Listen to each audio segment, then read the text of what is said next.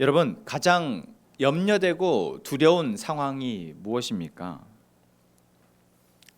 우리가 미래를 생각할 때, 내일이나 모레를 생각할 때, 그 이후의 시간들을 생각할 때 정말 그렇게 되지 않았으면 좋겠다라고 우리가 가정하는 상황이 있습니다. 정말 그런 일이 나에게 생기지 않았으면 좋겠다.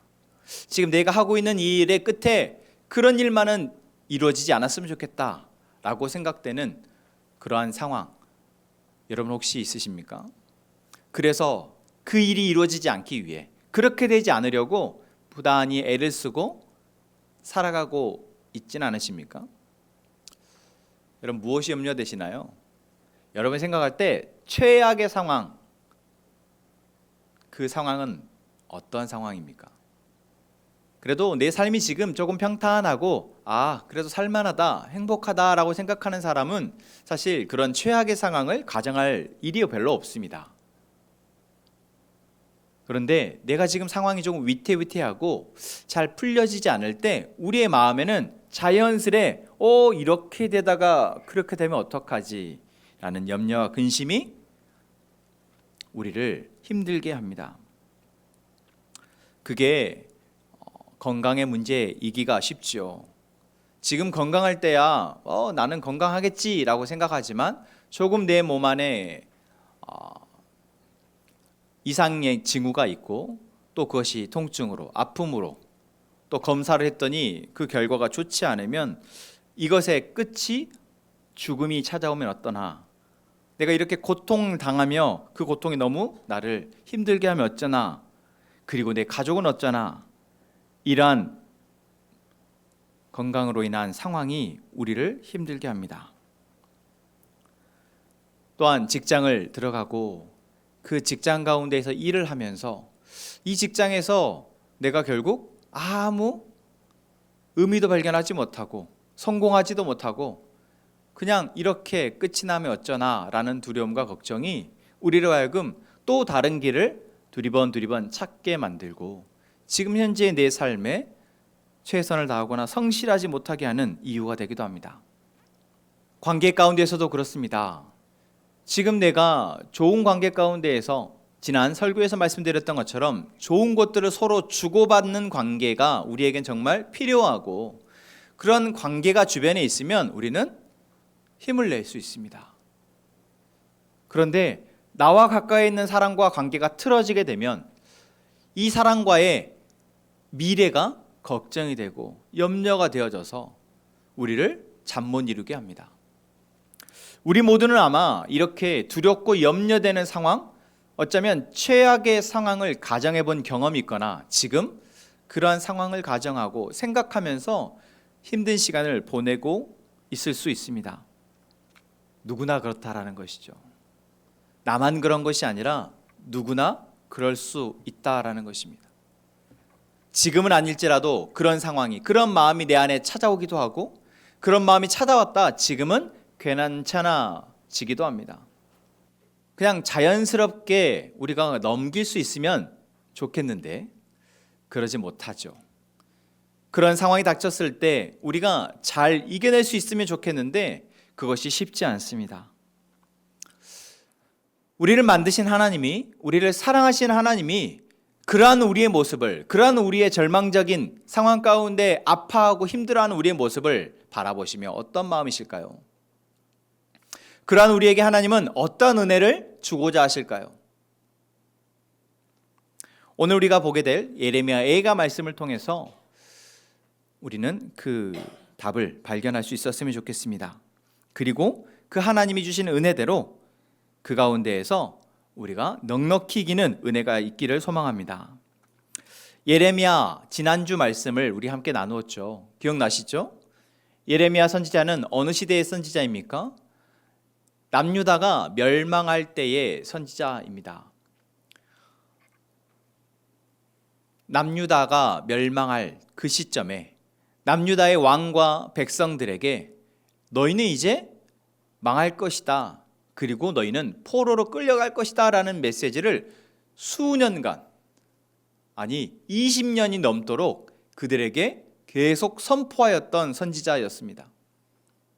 그리고 예레미야는 남유다가 멸망할 때 그 예루살렘 도성에서 불타는 예루살렘 성을 바라보며 눈물로 그것을 슬픔을 드러내었던 선지자였습니다. 그런데 그러한 절망적인 상황, 끔찍한 상황, 한 사람의 문제가 아니라 한 가정의 문제가 아니라 한 나라, 민족의 멸망한 그리고 뿔뿔이 흩어지게 되는 이 고통스러운 상황에 예레미야는 눈물만 흘린 것이 아니라 그 가운데 다른 고백을 하고 있다라는 것이죠. 사실 예레미야 애가라는 이 책은 시가서입니다. 예레미야가 선지서라면 예레미야 애가는 시가서이죠. 여러분, 지난번에 우리가 함께 말씀을 나누었던 시가서가 무엇이 있었죠? 시편 있었습니다. 잠언이 있었고 전도서가 있습니다. 아가서가 있죠. 이러한 시가서의 특징은 무엇입니까? 하나님이 하시는 일에 대한 우리의 반응이라는 거예요. 하나님이 베푸신 놀라운 일들에 대한, 그리고 그 하나님의 일하심에 대한, 그 하나님을 알고 하나님을 발견하고 그 은혜로 살아가는 사람들의 삶의 고백이며 신앙의 고백이라는 것입니다. 예레미야 애가는 어떠한 고백일까요? 절망적인 상황 가운데 있었으니, 그것을 바라보고 있으니, 그 불타는 자기의 가족과 자기의 집과 온 나라를 바라보는 상황 가운데 있으니 예레미야 애가는 어떠한 고백일까요?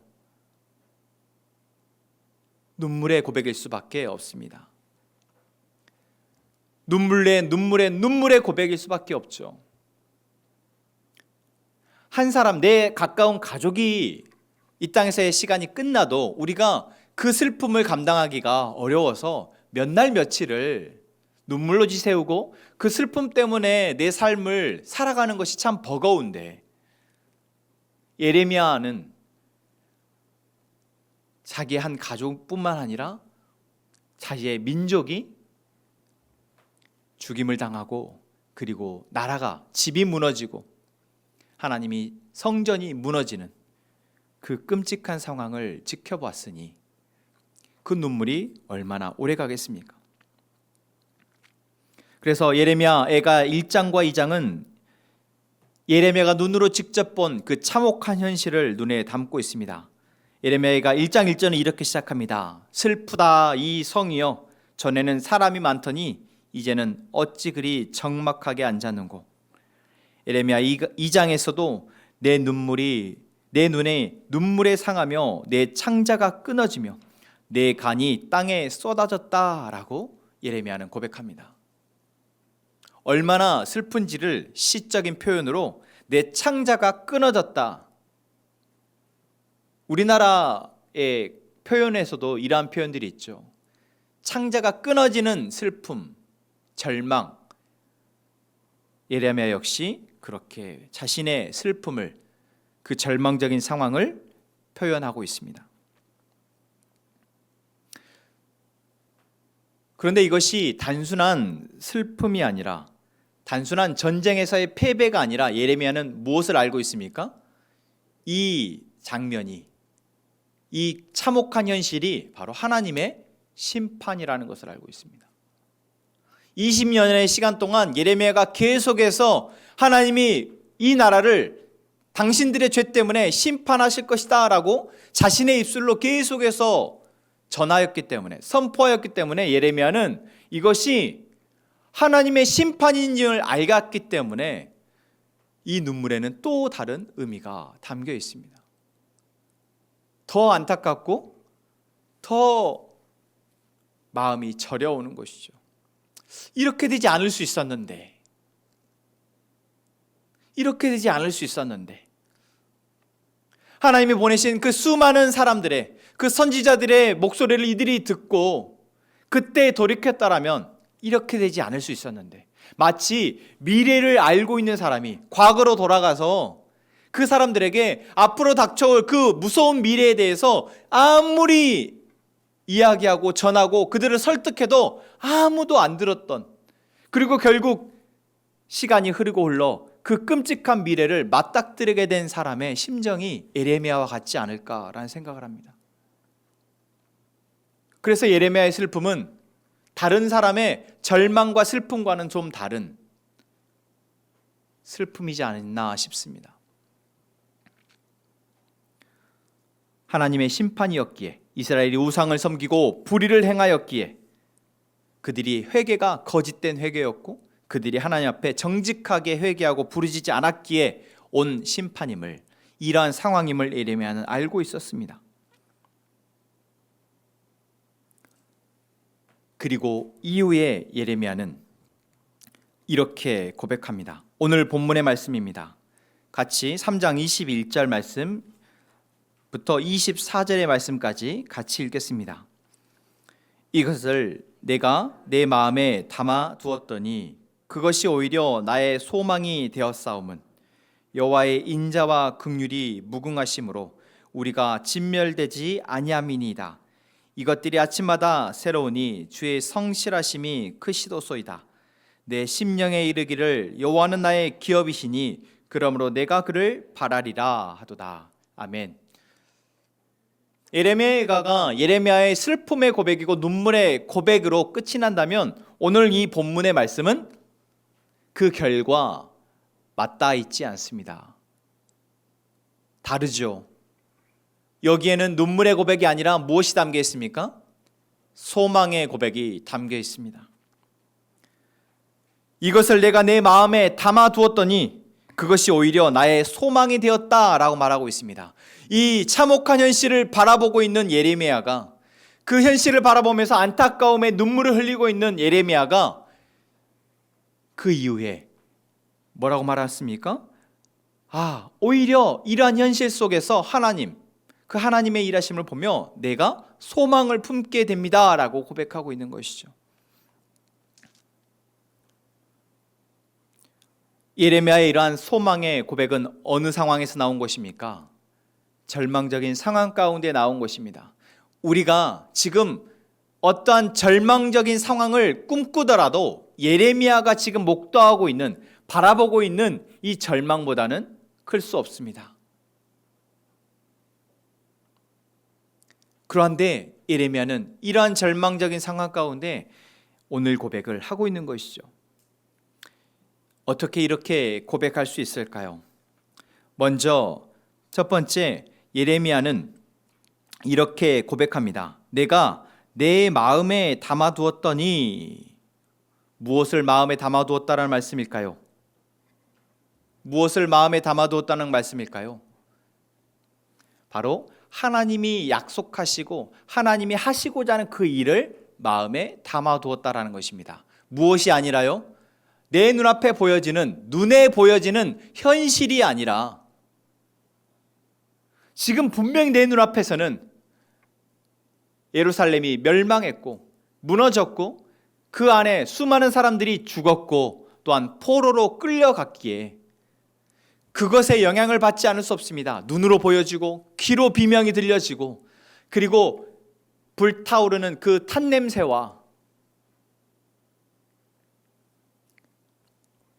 그것이 우리에게 주는 그 압도적 절망과 슬픔이, 그 무서움과 두려움과 공포가 엄습함에도 불구하고 예레미야는 그 오감으로 느껴지고 보여지고 경험되어지는 것이 아니라 내 마음 안에 담아둔 바로 그 하나님의 약속을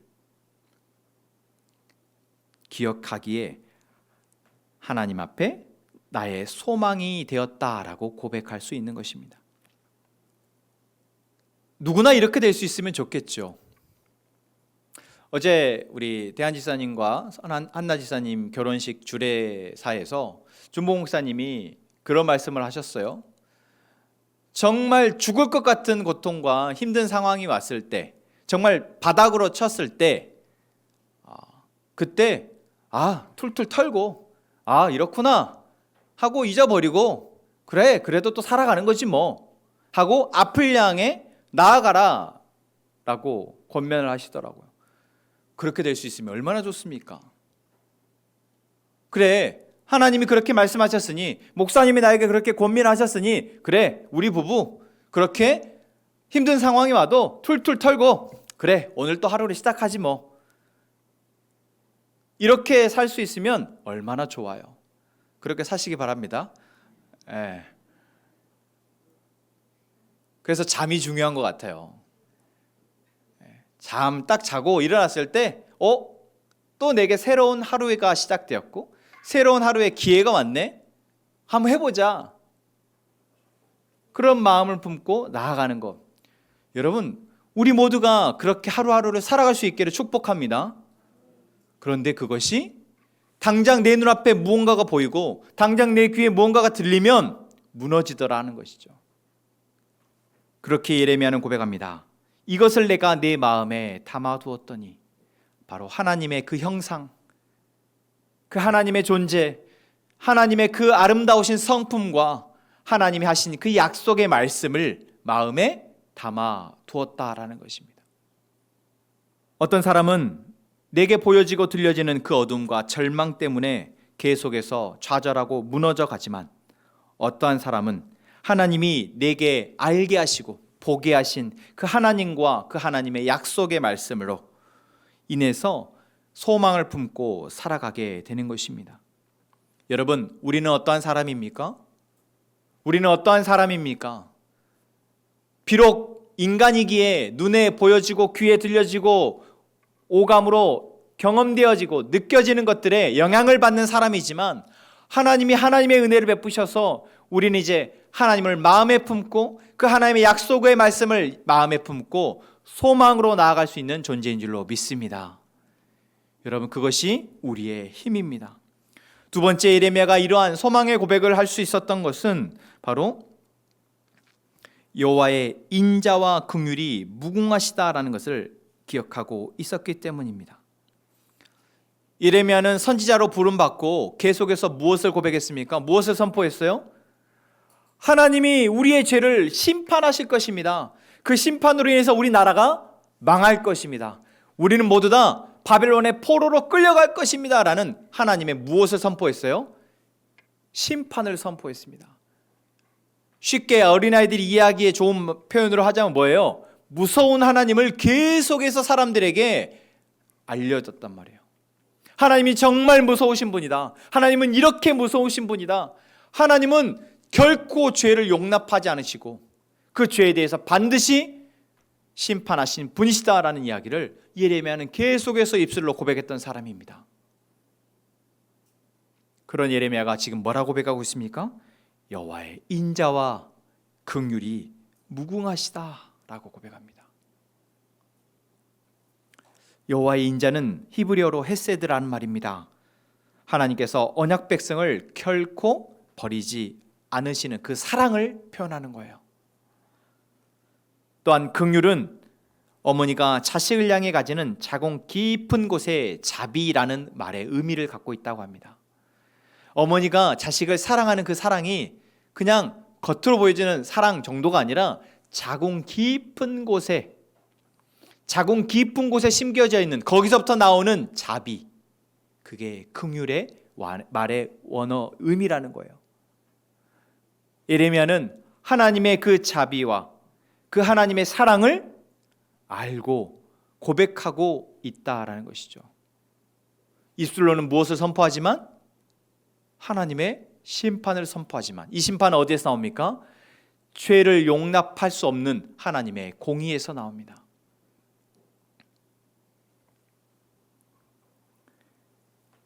여러분, 우리가 하나님을 알고 믿는다 하는데 그 하나님의 공의의 하나님과 그 하나님의 자비의 그리고 그 사랑의 하나님을 우리는 모두 다 알고 고백할 수 있기를 바랍니다. 그래서 우리가 때로는 우리의 연약함 때문에, 우리의 어리석음 때문에, 또는 이 세상 사람들의 죄 때문에 우리가 어려움을 처하고 아픔을 겪고 고통스럽다 할지라도, 그러한 고통을 통해서라도 우리를 건져내시고 다시 회복하기를 원하시는 그 하나님의 인자와 긍휼을 우리는 알고 있기에 하나님 앞에 소망의 고백을 할 수 있는 것입니다.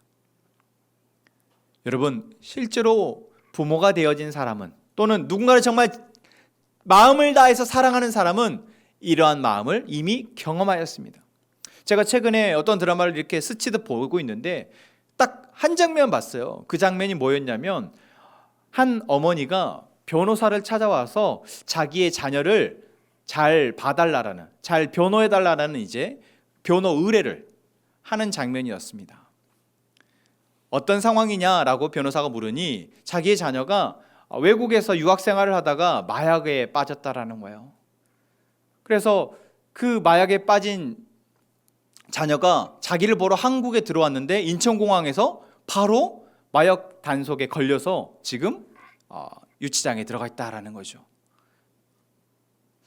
그래서 변호사가 이상해서 묻습니다. 뭐가 이상했냐?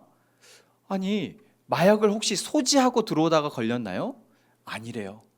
근데 어떻게 마약 단속원이 그 사람이 마약을 한 줄 알고 현장에서 체포를 했을까요? 라고 물었더니 어머니가 울먹이며 이렇게 말합니다. 제가 신고했어요. 자녀가 잘 되길 바라는 마음에서 외국에 유학을 보냈는데 그곳에서 아이가 외로웠던지 어땠는지 마약에 손을 댔고 그것이 중독되어서 아무리 애를 쓰고 이 백방으로 노력을 해도 아이가 그 마약을 끊지 못하고 계속 그 마약에 절어 있는 것을 너무나도 안타깝게 여긴 어머니가 한국에 한번 들어와라 라고 하고 신고를 한 거죠. 그러면서 제발 우리 아이 살려달라라고 변호사에게 이야기를 합니다. 아이러니하지 않습니까? 자기가 신고를 하고 또 그 아이를 잘 구명해달라 변호사에게 요청하고 있는 이 어머니의 모습, 이중적이라고 여겨지십니까? 너무나 이중적이죠. 그런데 저는 그 장면을 잠깐 보고 이 말씀을 준비하면서 그때 그냥 스치듯 봤던 그 장면이 그 어머니의 그 절망스럽지만 정말 간절한 그 눈물, 그 얼굴이 생각이 나더라고요. 그 아이가, 내 자녀가 그 마약이라는 그 구렁텅이에서 빠져나오기를 너무나도 간절히 원하는데 방법이 없어서 더 이상 그 마약에 고통받지 않도록 건져내고 싶은데 방법이 없어서 결국 신고할 수밖에 없고, 그 아이가 감옥에서라도 또는 이제는 치료를 받을 수 있도록 강압적인 방법을 통해서라도 치료를 받도록 신고를 할 수밖에 없었던 그 어머니가 그럼에도 불구하고 변호사를 찾아와서 제발 우리 아이를 잘 변호해 달라고 요청하는 그 마음이 너무나도 이해가 되는 것이죠. 여러분, 하나님이 우리를 향해 너희가 죄를 짓고 있다, 너희가 나를 버리고 우상을 섬기고 있고 너희가 나의 사랑과 인애를 저버리고 너희의 이웃에게 악을 행하고 있다라고 말씀하시며 우리를 심판하시겠다, 너희의 그 죄 때문에 너희를 심판하겠다고 말씀하시는 그 하나님의 말씀은 우리가 그 죄 때문에 그 죄로 인해서 결국 절망 가운데 처할 수밖에 없고 영원한 죽음을 맞이할 수밖에 없기에 우리를 그대로 내버려 두실 수가 없으셔서 하나님이 쓰시는 정말 고육지책이라는 것입니다. 그러면서도 오늘 본문에서 예레미야가 고백하는 것처럼 그러한 고통 가운데 있는 그들을 하나님이 그냥 내버려 두실 수가 없으시니 다시 그들을 회복하시겠다고 말씀하시고 약속하시고 그들로 하여금 소망을 품을 수 있도록 하시는 그 하나님의 그 인애와 긍휼, 예레미야는 그 하나님을 온전히 이렇게 알고 있었기에 이러한 소망의 고백을 할 수 있었던 것입니다. 여러분, 이것은 이중적인 것이 아니라 너무나도 절묘한 하나님의 공의와 사랑이 그대로 보여지고 들려지는 것이죠. 여러분, 우리가 우리의 절망적인 상황, 정말 감당할 수 없는 고통과 어려움의 그 상황 가운데 그래도 우리가 하나님께 소망을 품을 수 있는 것은 바로 하나님이 이러한 인애와 자비를 가지신 인자와 긍휼이 무궁하신 하나님이심을 우리가 고백할 수 있기 때문인 줄로 믿습니다. 마지막 세 번째, 예레미야가 이러한 고백을 할 수 있었던 것은 이것들이 아침마다 새로우니 주의 성실하심이 크시도소이다 라고 고백할 수 있었기 때문입니다. 심판의 어두움이, 그 고통이 정말 깊고 깊어서 언제 끝날지 알 수 없고 정말 더 이상 견딜 수 없다 생각이 들어도 하나님은 아침마다 새로운 은혜를 준비하시는 분이심을 믿습니다. 하나님이 우리를 향해서 날마다 새로운 태양을 떠오르게 하시고 그 태양 아래에서 우리가 우리의 삶을 살 수 있도록 모든 사람에게 그 은혜를 기회를 주시는 것, 여러분 이것이 바로 그것에 너무나도 보기 쉬운 증거입니다. 만약 하나님이 죄인을 그대로 심판하시고 버리기로 하신다면 가장 쉬운 방법은 태양을 뜨지 않게 하는 것입니다. 노아의 홍수 시대에 노아의 가족을 제외한 모든 사람을 물로 심판하셨던 것처럼 소돔과 고모라의 그 죄악이 관영한 성을 유황불로 심판하셨던 것처럼 하나님은 모든 사람을 그 죄에 대한 대가로 심판하실 수가 있으신 분이시지만 하나님은 우리를 회복할 수 있도록, 우리가 깨달아 돌이킬 수 있도록 하나님 우리를 책망하시고 징계하시며, 그리고 그 가운데 우리가 견딜 수 있도록 아침마다 새로운 은혜를 주시는 분이시다라는 것입니다. 여러분, 혹여 지금 시간이 견디기 힘들고 언제 끝나나 싶은 상황 가운데 있으십니까? 그 상황 가운데 오늘 우리는 또 새로운 하루를 맞이하였습니다. 이 새로운 하루를 맞이한 것이 하나님이 오늘 하루도 우리에게 새로운 은혜를 주시는 증거임을 여러분 믿으시고 그 하나님을 바라는 저희가 되기를 소망합니다. 그 하나님을 통해서 우리가 다시 일으키시고 세우시며 다시 나아가게 하신 하나님을 붙들고 나아갈 수 있게 되기를 소망합니다. 마지막 24절은 예레미야가 이렇게 고백합니다. 내 심령에 이르기를 여호와는 나의 기업이시니 그러므로 내가 그를 바라리라. 그렇습니다. 우리는 자꾸만 이러한 하나님의 은혜를, 이러한 하나님의 존재를 잊어버리게 됩니다. 그래서 우리는 계속해서 우리의 입술로 아침마다 하나님의 이 놀라우신 사랑을, 그 은혜를 고백하며 나아가야 합니다. 예레미야가 고백하죠. 내 심령에 이르기를, 스스로, 예레미야는 스스로 내 눈앞에 보이는 현실에 잠식당하지 않도록 위해서, 나의 현실적인, 직접적인, 그리고 실질적인 그 이 고통에 잠식당하지 않기 위해서, 그 마음에, 그 감정에 지지 않기 위해서 내게 약속하신 그 하나님의 소망을 품고 입술로 고백하는 것입니다. 여러분이 함께 고백합시다. 이것을 내가 내 마음에 담아두었더니 이것이 오히려 나의 소망이 되었사옴은, 같이 고백합니다. 여호와의 인자와 긍휼이 무궁하심으로 우리가 진멸되지 아니함이니이다. 이것들이 아침마다 새로우니 주의 성실하심이 크시도소이다. 아멘. 여러분, 아침마다 눈을 떴을 때 또 어제와 똑같은 하루가 반복될까 봐 두렵고 겁이 나서 문을 열고 나가기가 두려울 때, 여러분, 그러할 때 우리가 우리의 마음을 다하여 하나님 앞에 이렇게 고백하며 나아갈 수 있기를 소망합니다. 우리가 우리의 입술로 하나님의 신실하심과 그 하나님의 은혜와 긍휼을, 그 하나님의 약속이 이루어질 것임을 고백할 때 우리 안에는 어둠이 물러갈 줄로 믿습니다. 그 어둠이 물러가고 하나님의 소망이 다시 우리 안에 가득 채워질 줄로 믿습니다. 바로 이러한 기도와 고백을 하나님께서는 기다리십니다. 오늘 저희가 읽진 않았지만 예레미야 3장 25절에 이렇게 고백합니다. 기다린 자들에게 여호와는 선하시도다. 사람이 여호와의 구원을 바라고 잠잠히 기다림이 좋도다. 아멘. 여러분, 오늘 우리가 살아가는 이 하루 가운데에서 이러한 고백이 우리 안에 넘쳐지기를 소망합니다. 비록 우리가 지금 절망 가운데 있진 않잖아요. 여러분의 현실이, 지금 내가 살아내야 될 하루하루가 절망 가운데 여러분 있다 할지라도 그 절망을 바라보시며 그 절망 가운데에서 우리에게 소망을 심으시는 그 하나님의 말씀이 우리에게 들려져 이제 우리의 입술로 그 하나님의 신실하심을 고백하는 저희가 되기를 소망합니다. 또한 우리가 나뿐만 아니라 내 옆에 그러한 삶을 살아가며 허덕대는 우리의 가족, 우리의 형제, 이웃이 있다면 그들이 하나님을 바라고 하나님의 구원을 기대하며 나아올 수 있도록 기도하고 돕는 저희가 되었으면 좋겠습니다.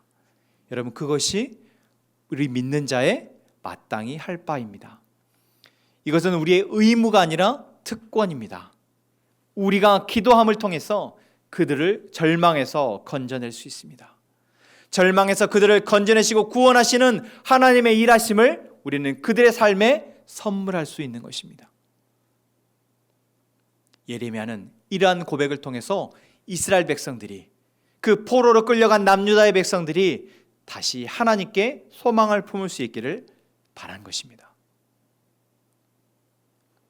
이러한 선지서들이 바벨론의 포로로 끌려간 그 70년의 시간을 견뎌야 할 남유다의 백성들을 결국 견디게 하고 하나님을 다시 바라보게 하며, 그리고 다시 하나님이 그들로 하여금 회복하게 하실 때 그 하나님의 약속을 붙들고 예루살렘으로 돌아오게 한 것입니다. 그 시간이 너무 길다 보니 우리가 한눈에 그것이 보여지지 않고 당장에 이루어지지 않을 것처럼 보인다 할지라도 성경은 우리에게 무엇을 보여주십니까? 반드시 그 일이 이루어진다라는 것을 보여줍니다. 지금 여러분, 우리의 시간은 어떻습니까? 지금 이 고통이 하루 이틀, 일주일이 아니라 한 달, 1년, 2년, 정말 오랜 시간 우리 안에 있다 할지라도 하나님이 약속하신 이 말씀이 오늘 우리에게 들려진 것은, 이 예레미야의 고백이 오늘 우리의 마음 가운데 다가오는 것은 하나님이 우리의 그 시간을 이겨내고 견뎌낼 수 있도록 주시는 선물인 줄로 믿습니다. 이제 우리가 이 선물을, 이 은혜를 마음으로 받아 이제 우리의 삶 가운데 우리의 입술로 고백하고 선포하며 그것이 우리의 삶의 실제가 되었으면 좋겠습니다. 여러분, 오늘 예레미야 예가의 말씀이 절망 속에 피는 소망의 우리의 고백으로 이어지기를 바랍니다. 오늘 우리에게 주신 말씀을 함께 돌아봅시다.